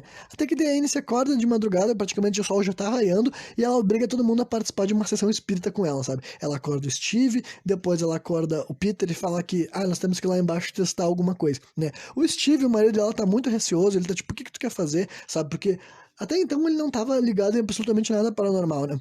Daí a Anne tá dizendo já que ela é médium, sabe? Do nada ela já tá falando que ela é médium, que ela conseguiu já se comunicar com a Charlie, né? E daí eles vão fazendo, ela acende a vela, ela pega o copo, bota de cabeça para baixo, né? E daí os homens, né, aceitam participar só pra ver se ela se acalma, né? Aí, após vários comentários céticos do Steve, que ele tá assim, não, chega, para com isso aqui, né? O Peter, o filho dela, começa a acreditar que algo pode acontecer, e chega um momento que o copo da mesa se mexe, sabe? O copo da mesa se mexe e a Anne fica muito faceira, ela fala, Charlie, tu tá aqui, quando vê algo quebra na casa, entendeu? A vela fica com uma chama enorme, ela dá uma labareda grande assim e tal. E daí, aparentemente, a Anne tá possuída, sabe? Porque ela começa a falar como se ela fosse a Charlie. Ela fala, mamãe, o que que tá acontecendo? Aí nisso o Peter começa a ter um breakdown, começa a chorar, fica nervoso. O Steve fica louco, porque a mulher dele tá falando um monte de merda e o filho dele tá com medo. Aí ele vai até a cozinha, pega um copo d'água e joga um copo d'água na cara da mulher. E a mulher desperta do transe, digamos assim, né? Então, é mais uma cena que não é necessariamente uma das melhores do filme. A gente vê uma cena de transição, né, que mostra o Peter sentado em posição de lótus no quarto dele, né, e depois disso já tá de volta na sala de aula. Provavelmente no outro dia o Peter tá na sala de aula e ele começa a viajar com algumas luzes, entendeu? Da mesma maneira que a Charlie via umas luzes que a gente não entendia muito bem, o Peter começa a enxergar essas luzes e depois ele enxerga um reflexo malvado dele numa superfície, sabe? É como se tivesse um vidro assim, um espelho, uma janela na sala de aula dele, ele olha para ela e tem um rosto igual o dele, sem nenhuma diferença, só que aquele rosto tá sorrindo, sabe? É a primeira vez do filme que a gente vê esse guri sorrindo com um rosto meio assim, diabólico, maléfico, sabe? Um rosto de quem tá aprontando, sabe? Então dá pra te entender que aquele reflexo é como se não fosse o dele, sabe? Porque o guri tá sempre com uma cara de choro o filme inteiro, sabe? Até que daí o, o Peter escuta aquele som típico da Charlie, né? Né? Aí ele fica assim, oh meu Deus, como assim tô ouvindo esse som, né? Que ele sabia muito bem que era da irmã dele, né? Aí Tu vê que o Steve liga pra Annie, o Steve tá no trabalho dele, ele liga pra Annie que tá lá na sala dela de maquete, e ele tá falando a respeito do ocorrido com o Peter. E tu vê que o velho fala os desaforos pra ela, sabe? Ele fala assim, olha, eu tenho que proteger o meu filho, que eu não sei o que lá, pra mim é a prioridade nesse momento, e depois assim, o velho desliga na cara dela. Aí a Annie fica muito puta, ela liga pro velho, assim, olha, tu nunca mais desliga na minha cara, seu arrombado. Ela também é minha filha, ele também é meu filho, sabe? Ele xinga esse arrombado assim tal, que realmente tem que xingar, mas esse velho já me deu nos nervos, porque não serviu pra nada, não deu um suporte emocional pra mulher que tá completamente devastada, sabe? Quando vê assim, a Anne desliga o telefone dela, que desliga na cara dele, e ela recebe uma nova ligação que ela não atende, e dessa vez dá pra te ver que a ligação é do lugar, que a galeria que contratou os trabalhos dela, e tu vê que uma ligação bem amistosa, bem compreensiva, de certo. As pessoas que ligaram pra ela sabem que ela tá passando por 2 lutos agora, né? Que a mãe dela morreu, depois a filha dela morreu, né? Só que daí, por algum motivo, no final dessa ligação, que ela escuta os caras falando assim, ah, não se preocupa, se tiver que adiar o projeto, a gente já entende, tá tudo bem. E daí, no final da ligação, ela surta, tu vê que ela começa a quebrar todas as maquetes dela, né? Aí o Steve e o Peter chegam em casa, eles reclamam de um cheiro estranho, eles falam assim, tem algum cheiro estranho acontecendo aqui e tal, né? E daí, quando vê o Steve vai até o quarto da Anne, a galeria da Anne, e encontra ela sentada no chão, sabe? Ela tá sentada na posição de lótus também, e o ateliê dela tá completamente destruído, sabe? Daí, após algumas cenas mostrando que ninguém tá bem nessa casa, sabe? A gente vê o velho de novo no quarto da filha dele, pra não dizer que esse velho não tem nenhuma cena que mostra uma espécie de tristeza, pelo menos ele vai até o quarto da filha dele e fica vendo o caderno de desenho dela, né? Tu vê a Anne com uma cara de choro, tu vê o Peter com uma cara de choro, tu vê que a depressão tá espalhada por todo esse ambiente, né? A Anne caminha até o quarto da filha dela, né? Depois que o velho já não tá mais lá, e dela encontra o livro de desenhos aberto. Até então poderia ser só o livro que o velho mexeu, só que não, né? Tu vê que as páginas do livro estão folheando sozinha e tem algo sendo desenhado, tipo, magicamente ali e tal. Então, mais uma parada, assim, paranormal, digamos assim, né? Aí a gente vai ver mais uma cena do Peter alucinando no quarto dele, sabe? Dessa vez ele enxerga a mãe dele, que ele vê que é como se ele se acordasse, ele visse a Charlie assim no canto, sabe?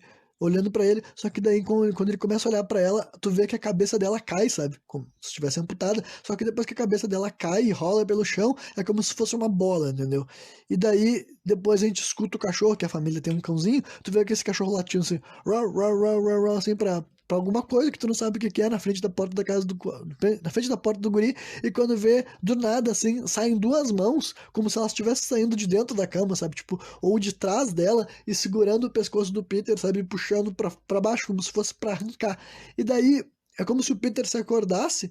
Na verdade, não. É como se a Annie acordasse o Peter, porque ela vê que ele tá gritando, né? E daí o Peter fala assim, mãe, por que tá querendo me matar? Por que tá querendo me enforcar? Daí ela fala assim, não, não, filho, eu entrei aqui dentro, tu tava chorando, e eu vim ver o que tava acontecendo, tava gritando. E daí fica meio que confuso se os dois estão alucinando, qual dos dois tá alucinando, qual dos dois tá assombrado. Fica meio que dividido nessas opções, sabe?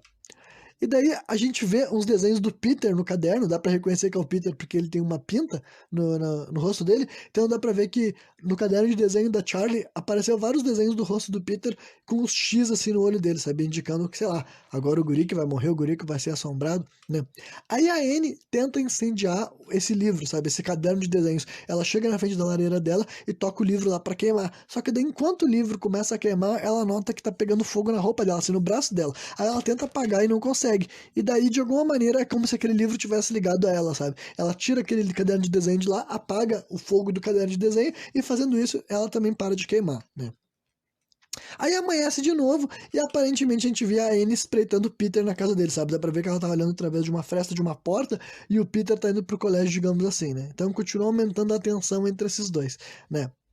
A Anne segue até a casa da velha, sabe? A John, porque ela tá atrás de resposta. Ela tá querendo resposta, sabe? Ela tá. Desde que ela fez aquela sessão espírita, as loucuradas daquela casa ficaram ainda maiores, né? E daí. A John não abre a porta, a guria fica batendo na porta chamando ela e ela não abre a porta, só que daí eles nos mostram uns takes de dentro da casa e a gente vê que a casa claramente tá armada e, tipo assim, não armada com armas de fogo, armada numa questão assim de que alguém fez ou está fazendo ritual lá dentro, sabe? A gente nunca vê a John dentro da casa, mas, tipo, tem várias velas acesas na mesa. Na mesa da casa tem uma foto do Peter, né? Um retrato dele com os símbolos, enfim. Alguém tá fazendo algum ritual naquela casa, algum ritual de bruxaria, feitiçaria, satânico, né? Independentemente do que for, porque nos filmes, nesse filme daqui, eles nunca estabelecem, assim, que espécie de rito tá sendo feito, né? A gente vê daí o Peter sentado sozinho no recreio, sabe? ah, antes da velha John aparecer do outro lado da rua, sabe?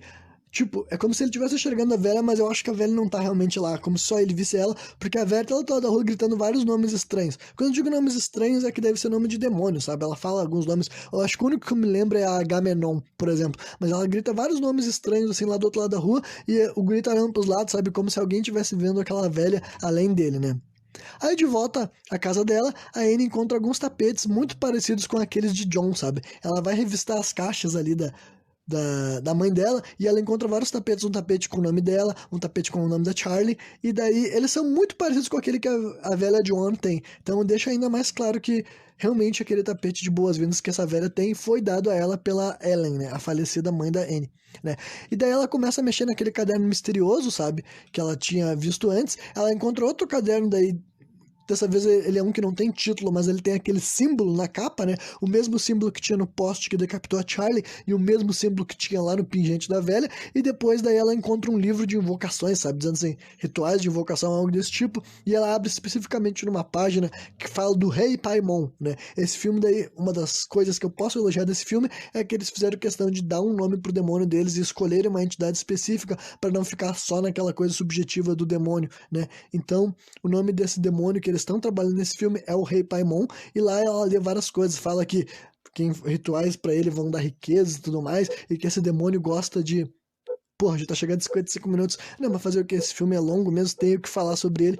Acho que até, inclusive, é melhor eu aproveitar esse toque aqui de para concluir algum tópico e começar uma nova gravação, antes que, né, quando bata 1 hora e esse programa seja cortado na metade. Né? Então eu só vou concluir essa parte aqui do Paimon, sabe? Então, né, é dito ali também, ela lê uma parte sublinhada, entendeu? Como, tipo, eu entendo, né, que é ferramenta, recurso de filme, é pra facilitar, mas meio que dificilmente estaria, a velha bruxa teria sublinhado com caneta marca-texto as coisas que especificamente ela quer que a filha dela leia, sabe? Essa velha não tinha cara de quem usava canetinha colorida pra marcar as coisas nos livros dela, né? Mas enfim, aí ela tá dizendo assim que o Rei Paimon gosta, pra ele é melhor possuir corpos masculinos, né? Então isso daí meio que, apesar de ser algo que a personagem não se liga tanto quanto nós enquanto audiência podemos imaginar que tem, né, algo a ver com a filha dela, que agora não é mais, que agora tá morta, e agora tem a ver com o filho dela, que é o novo favorito desse demônio daí e tal. E obviamente tem a ver com a mãe dela, né? A mãe dela fez alguns rituais envolvendo ali alguma coisa, deve ter oferecido a família. Sepá tinha oferecido o próprio filho dela, aquele que era dito como esquizofrênico que ouvia vozes, só que como não deu certo, ela teve que transferir para outras pessoas, que inicialmente era a Charlie, pelo fato dela já ter. Tá, essa conclusão eu vou dar mais adiante quando acabar a história do filme de vez, né?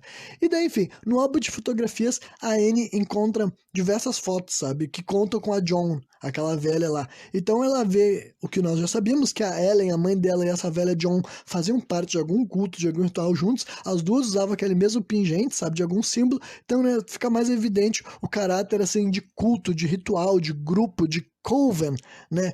Que é algo também derivado do Bebê de Rosemary, né? Para quem assistiu a minha análise do filme O Bebê de Rosemary, sabe muito bem que o filme era sobre isso. Era sobre uma série de velhos que tinham uma vontade de fazer com que o demônio reencarnasse na Terra num bebê de uma mulher que foi manipulada e ela não sabia o que estava acontecendo e que um monte de velho que morava no apartamento dela estava preparando ela para dar a luz ao diabo encarnado na Terra. Então, é uma história muito parecida com isso, muito derivada disso. A única diferença é que eles eles incluíram a subplot de hereditariedade, entendeu? Eles tiveram que colocar esse caráter de que a velha tinha que oferecer gente da própria família, e além disso eles dificultaram o projeto, né? Em vez de fazer a criança já nascer com um demônio encarnado, eles teriam que botar o demônio dentro da pessoa depois que ela já está viva e adulta. Mas dá pra ver que é uma história muito derivada daquela, né?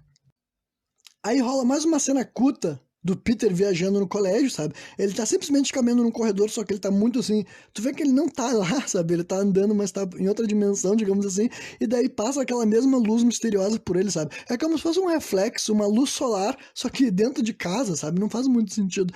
Passa essa luz misteriosa por ele, né? E o que dá pra te entender é que essa luz é uma espécie de sinal, uma espécie de gatilho. Essa luz é como se fosse o demônio, a entidade, a energia do demônio, sabe? É muito. Não é uma coisa muito clara, mas, né? Ao mesmo tempo que tu imagina que essa luz tem algum significado, não teria esse brilho misterioso sem qualquer razão, né? Aí em casa, O Steve, ele iria pedir ajuda pra alguém, tu vê que ele tá, tipo assim, mandando um e-mail pra alguém, dizendo que ele acha que a Anne tá tendo um surto, ou já teve um surto, que agora ela tá maluca, tá psicótica, só que daí ele recebe um e-mail falando a respeito da violação do túmulo da velha, né, dizendo que vão cobrir, o seguro vai cobrir o que aconteceu lá, que ainda não foi encontrado o corpo dela, sabe? Então tu vê que essa plot continuou, apesar dela ter continuado por baixo dos panos, não tinham mais falado sobre isso, até esse momento, né? Só que agora ia ter mais revelações a respeito disso, né? A Anne segue até o sótão da casa dela, meio que sem razão alguma, além dela sentir que ela deveria ir lá, e é evidente que o cadáver da mãe dela tá lá em cima, sabe? Assim que ela desce a escada do sótão, tu vê que tá descendo um monte de mosca varejeira, e ela começa a subir tapando o nariz, como se estivesse fedendo, e daí tu te lembra da cena não muito tempo atrás, que o Steve e o Peter chegaram em casa e eles comentaram que a casa tava com cheiro estranho. Então, né, a essa altura do campeonato, o corpo da velha já tá bem apodrecido lá em cima, né? Aí a Anne sobe lá em cima, ela realmente se depara com o corpo da mãe dela, que agora ele tá com uma cor escura já, tá? Certo? Já tá num estado mais avançado de decomposição. Ela tá sem a cabeça, então alguém decapitou a velha depois de morta, e tu vê que tem velas acesas, tem um ritual rolando ali, entendeu? Não é só um corpo dela jogado. E acima do corpo dela tem aquele mesmo símbolo, sabe? Aquele mesmo símbolo que a gente já viu várias vezes nesse filme. Então aumenta, né, a noção de que isso daí é um lugar que tá rolando algum ritual. Dentro da casa da mulher, então, né, tinha que ser ali especificamente que eles iam fazer aquilo lá, né? E daí a gente vê que o Peter tem uma espécie de paralisia dentro da sala de aula. Tu vê que ele tá ouvindo alguma explicação do professor e ele ergue a mão dele pra cima e as pessoas começam assim, Peter, tá tudo bem? E quando vê do nada, ele dá uma ou duas cabeçadas bem fortes na mesa dele, sabe? Tão fortes que parece que quebrou o nariz dele, começa a jorrar sangue do nariz dele, e depois ele começa a dar um gritão, um berro, um surto, sabe? Tipo, é uma daquelas cenas que eu não sei muito bem como é que eu me sinto, sabe? Porque não. Cara, simplesmente não faz o menor sentido, sabe? Eu entendo que é alguma manifestação energética do mal, mas, tipo, entre todas as coisas que o diabo podia fazer, por que que o diabo ia fazer o guri bater duas vezes de cabeça na mesa, sabe? E fuder o próprio nariz? Meio que, sei lá, é um bagulho assim que é chocante, porque tu vê alguém se machucando depois gritando que nem um doido, mas sem impacto, eu diria, sabe? Não tem como tu ver aquilo lá e tu pensar assim, nossa, isso foi legal, isso foi maneiro, isso foi interessante. Simplesmente foi uma tentativa de chocar a audiência sem qualquer explicação, sem qualquer justificativa, né? Sem qualquer consistência pra narrativa, né? Aí a gente vê uma cena em que a Anne tá debaixo de uma chuvarada sob a casa da árvore. Claramente ela já não tá muito normal, né? Claramente essa mulher já foi afetada, já foi perturbada pelas ideias que ela tá lidando, pelas energias que ela tá lidando, mas nunca fica muito claro o que ela tá fazendo ali naquele momento, né? Eu, pelo menos, não tenho certeza. Enfim, aí a escola do Peter liga primeiro pra casa da família deles, né? E ninguém atende, e depois disso eles ligam pro Steve no trabalho dele, né? E daí tu vê que ele foi buscar o filho dele no colégio. Aparentemente ele tá dormindo quando o velho tá levando ele pra casa, né? E daí passa por uma cena do trânsito assim que tu vê o velho chorando. Provavelmente só pra mostrar pra que ele realmente tem sentimentos e que realmente ele tá, tipo, desgastado, né? Por estar tá vivendo todas essas questões que com certeza são traumatizantes, são desgastantes, né? Aí de volta à casa deles, né? Agora sim, o filme tá chegando perto do final, acho que falta, sei lá, menos de meia hora, espero, pelo menos, né? E daí a Anne conta enquanto ela vê, primeiro ela se apavora com o filho dela, ela pergunta o que aconteceu, o Steve fala, aparentemente ele se machucou sozinho, né? Bateu com a própria cabeça na mesa e tal. E daí depois que eles botam o guri deitado pra descansar, a Anne conta pro Steve sobre o corpo que ela encontrou no sótão, sabe? E daí o velho tá olhando pra ela com uma cara de como se ela fosse uma louca, como se ela fosse uma demente, né? E daí ela fala, mas eu preciso que tu vai lá ver, por favor, tu tem que ver que esse corpo tá ali em cima, né? E daí o velho vai lá e faz isso. Eu até imaginei, a primeira vez que eu vi esse filme, eu imaginei que poderia ser uma espécie de alucinação dela para aumentar as dúvidas de que ela é louca, só que não. Quando o velho sobe no sótão, a gente vê que tem as moscas varejeiras, né? A gente vê o velho gritando, que ele se choca ao encontrar o corpo da velha, e ele fala, pô, realmente a tua mãe tá lá em cima sem a cabeça. Só que daí, enquanto a mulher tá tentando, a mulher começa a despejar em cima dele várias informações, sabe? Ela começa a contar pra ele tudo o que ela descobriu, ou o que ela acha que ela descobriu, sabe? Sobre os livros, sobre os rituais, enfim. Ela bota tudo pra fora em cima do velho, e o velho começa a falar assim, foi tu que desenterrou o cadáver dela, né? Todos esses dias que tu tava falando pra mim que tava indo ver filme, na verdade, tu tava indo desenterrar o corpo da tua mãe, e eu achando que tu ia ficar com medo se eu te contasse sobre isso. E, sabe, a mulher fala assim: não, não. Tipo, do que tu tá falando, né? E eu já vou dar um spoiler. Nunca é esclarecido como que esse cadáver foi parar lá, entendeu? Se foi a Anne num dos momentos sonâmbulos dela, se foi a Charlie quando ela ainda era viva, se foi o Peter, se foi, sei lá, se foi alguns desses velhos que fazem parte de um culto, sabe? Nunca é mostrado como é que alguém conseguiu chegar até. Conseguiu tirar o cadáver, né? Arrastar até a casa dessa família e colocar lá sem ninguém notar. Entendeu? Isso daí fica completamente assim, sem esclarecimento. Mas, né, o que a gente sabe é que tem um cadáver lá em cima. Né? E daí o velho tava convicto de que a mulher dele era louca, só que daí a mulher começa a pegar e tentar falar mais com ele e distorcer a cabeça dele sobre esse assunto e vai caminhando com ele em direção à lareira e ela começa a explicar, olha só, eu acho que esse livro tá ligado comigo de alguma forma, só que quando eu tentei queimar ele, eu peguei fogo também, e eu não tenho coragem de fazer isso. Então eu quero que tu destrua esse livro, eu quero que tu toque fogo nesse livro, porque daí eu vou morrer junto, né? Mas dá tudo bem, que daí eu acho que vai cortar essa ligação. Eu acho que se eu fazer isso, o Peter vai ficar seguro, né? E vai ficar todo mundo bem. Só que daí, tipo, eles tentaram fazer uma coisa que eu achei muito, tipo, de muito.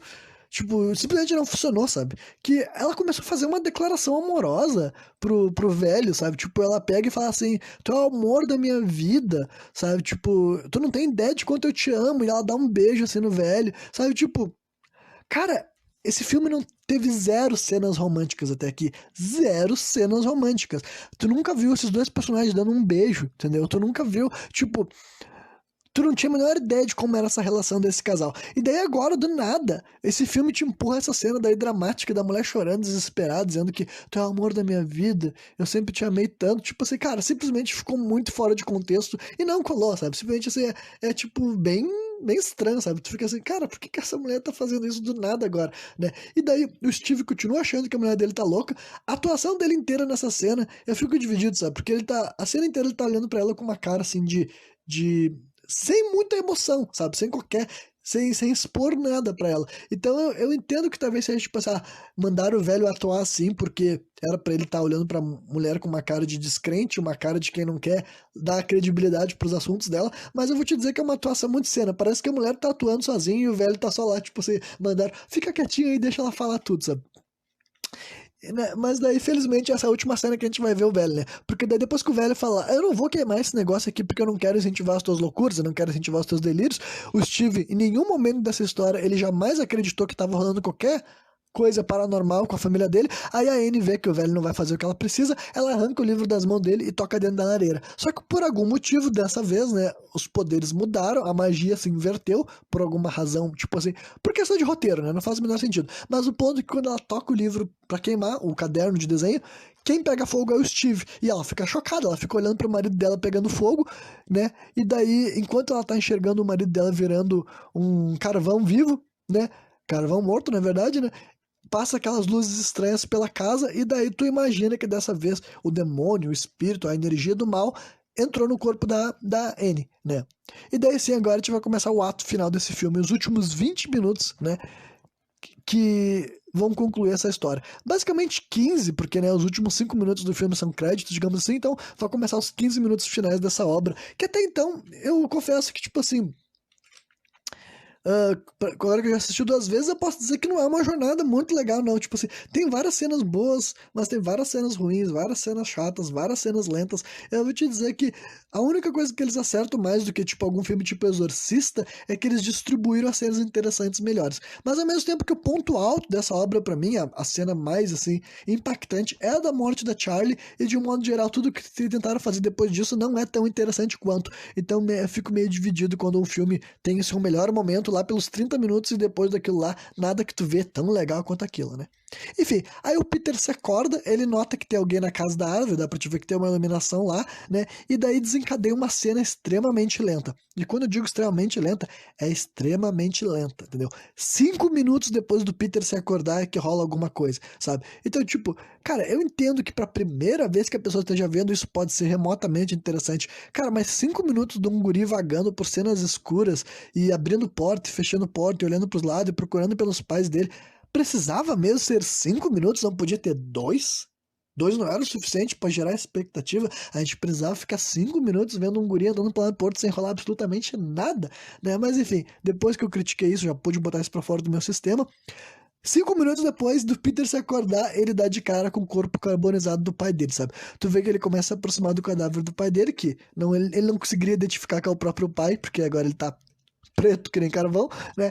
E dá pra ver assim a mãe dele grudada no telhado lá, sabe? Ela tá meio que na parede. Tipo, essa é outra decisão que eu acho que esse filme ele não fez muito bem. Ele não soube, tipo, ele trilhou uma linha de realidade e quando ele queria, ele saía da realidade. Eu acho que eles deveriam ter escolhido melhor o que eles iam ser, sabe? Ou ia ser uma obra balls to the wall, onde as coisas absurdas acontecem, ou ia ser uma obra mais presa à realidade. Eu acho que ele se manteve preso à realidade, sei lá, em 90% do filme, e em algumas cenas eles queriam extravasar coisas absurdas fora de contexto. Tipo, a velha, a mulher, tipo, tudo bem, a mulher tá possuída por um demônio, mas as coisas que ela faz são muito, assim, muito pique, assim, super-herói, sabe?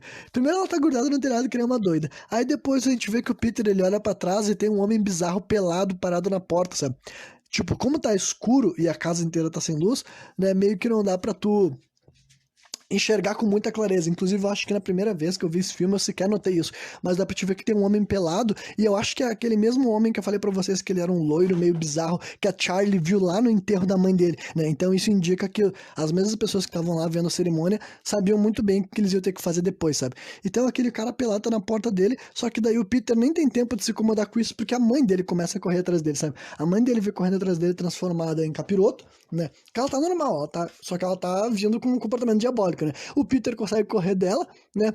E ele vai até o sótão. No sótão ele se esconde, né? E dá pra te ver que a mãe dele tá batendo na porta. Eles fazem questão de nos mostrar como que a mãe dele tá batendo na porta. Dá pra ver que ela tá tipo assim, ela tá voando, levitando, ela tá grudada no teto, dando de cabeça no sótão, sabe? É uma cena que eu falei, ela entra naquilo, sabe? Eu acharia super aceitável essa cena num filme estilo Evil Dead, sabe? Só que agora num filme estilo Hereditário, eu não sei se a melhor decisão que esse diretor podia ter tido era isso daí. Até porque, apesar dela ser assim, legal, entre várias aspas, não é como se progredisse a narrativa, não é como se tivesse alguma coisa a ver com a história. Então, sei lá, acho que esse diretor ficou meio em dúvida do que ele estava criando e não foi uma boa decisão querer agradar gregos e troianos, sabe? Aí lá em cima, que ele tá preso no sótão, lá o Peter encontra todos os objetos rituais, sabe? O cadáver da avó dele não tá mais lá, mas ele encontra velas, os símbolos, coisas assim, jogadas no chão, sabe? Tem todo um aspecto ritualístico que nunca nos é esclarecido, mas com certeza as pessoas que fizeram se prepararam para fazer isso. Inclusive, dá pra te enxergar que tem uma outra velha pelada lá atrás do Peter, enquanto ele tá descobrindo isso, né?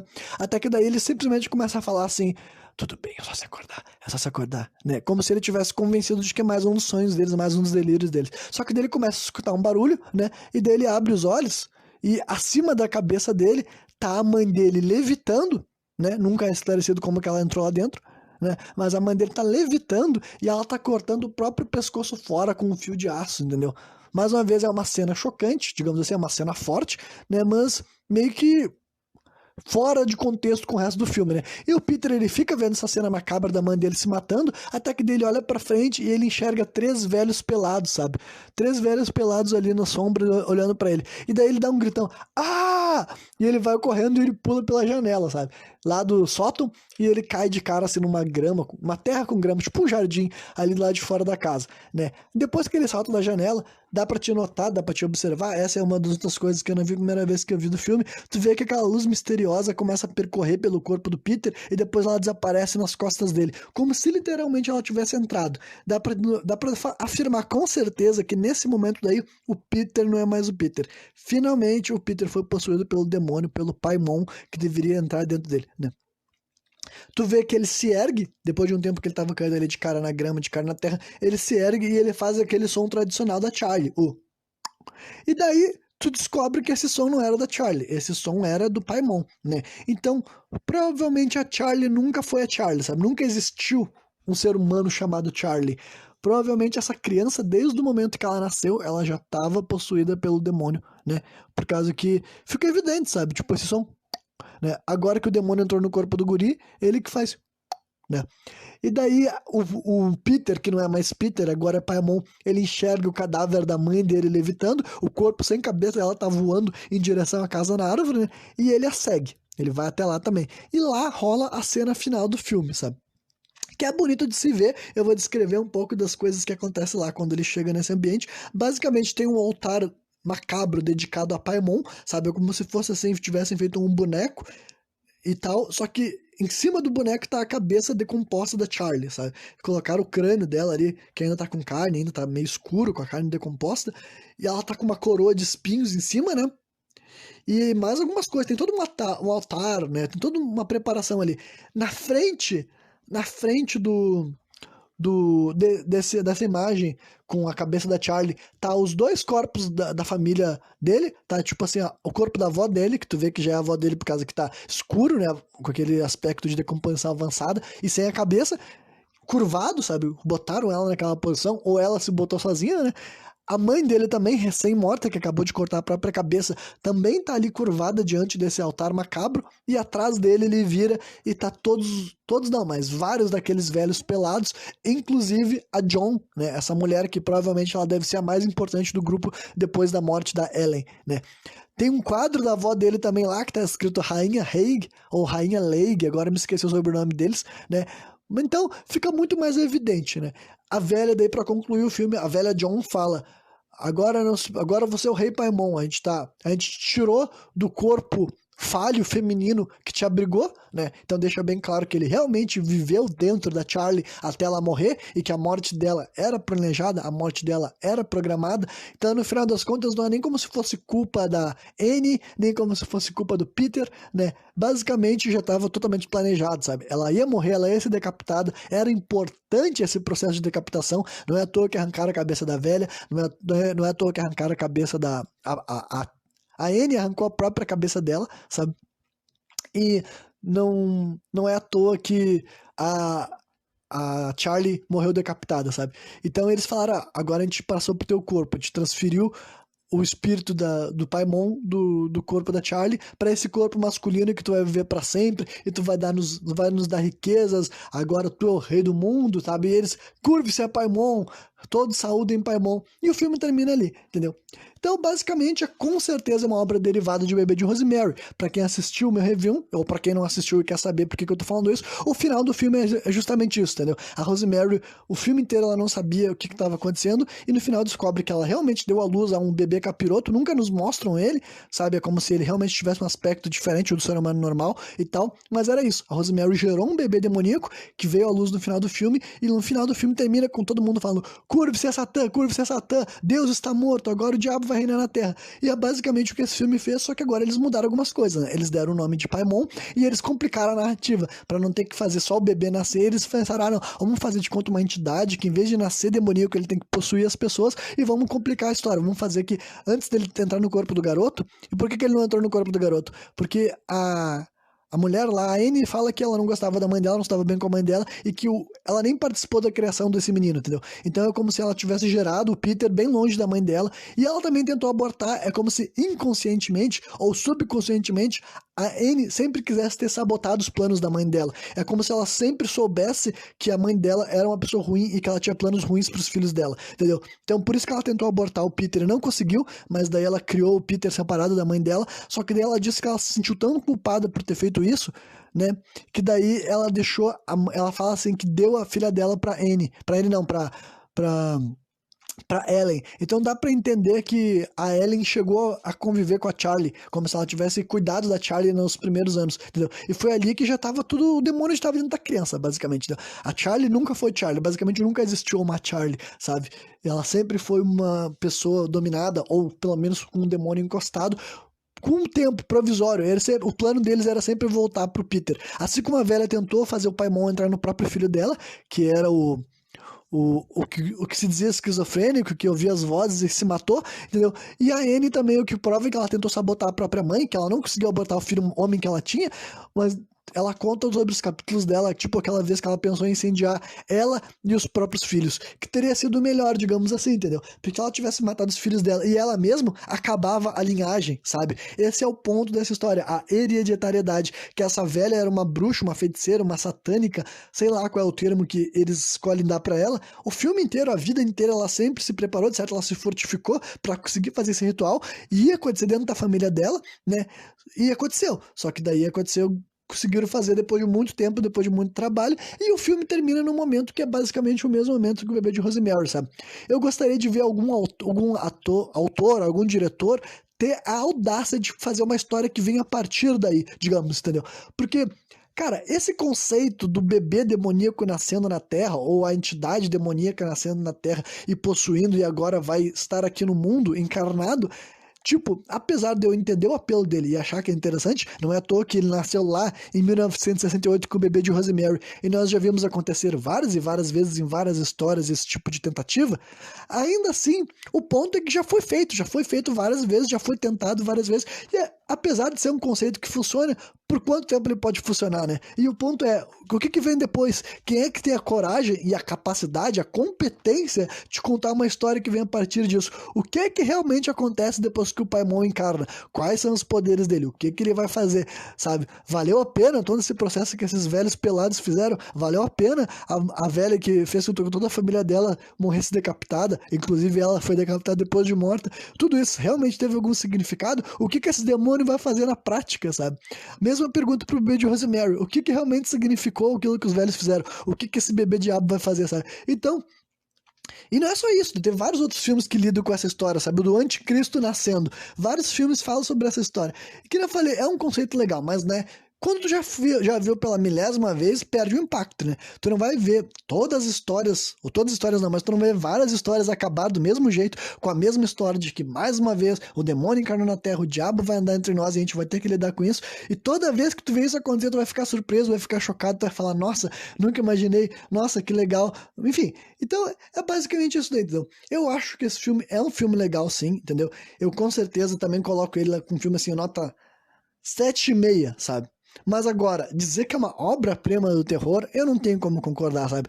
Ele, pra começar, quem me conhece, já viu minhas análises aqui, sabe que eu não sou um cara que super valoriza a originalidade. Eu não acho que ser original é necessário, eu acho que uma boa execução é melhor do que a originalidade, inclusive. Só que esse filme, em primeiro lugar, além dele não ser quase nada original, quase todos os conceitos que ele trabalha são derivados de outros filmes, entendeu? O lance de possessão demoníaca, sessão espírita, o demônio encarnado na Terra, sabe?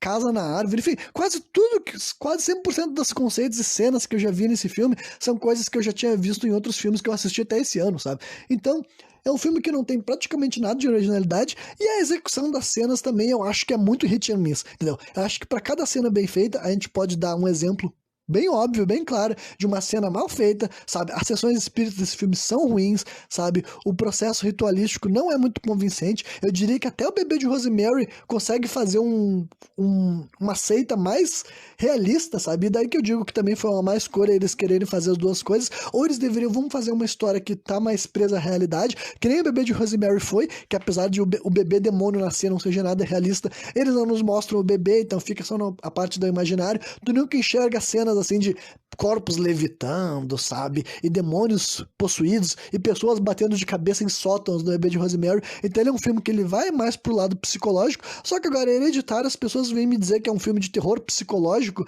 só que, cara, não dá pra te dizer que é um filme de terror psicológico quando tem uma mulher levitando e batendo de cabeça no sótão, e enfim, e cortando o próprio pescoço com um fio de aço, sabe? Ao mesmo tempo que nada disso sequer tinha ponto pra narrativa. Tipo, se quem tava possuindo a Anne era o mesmo Paimon, por que ele ia perseguir o Peter, que era o cadáver, que era o corpo que ele queria, sabe? Nem faz sentido. Por que ele tava lá indo atrás do filho dele, ela indo atrás dos filhos dela, sabe, fazendo coisas pra assustar ele e batendo de cabeça na parede, sabe?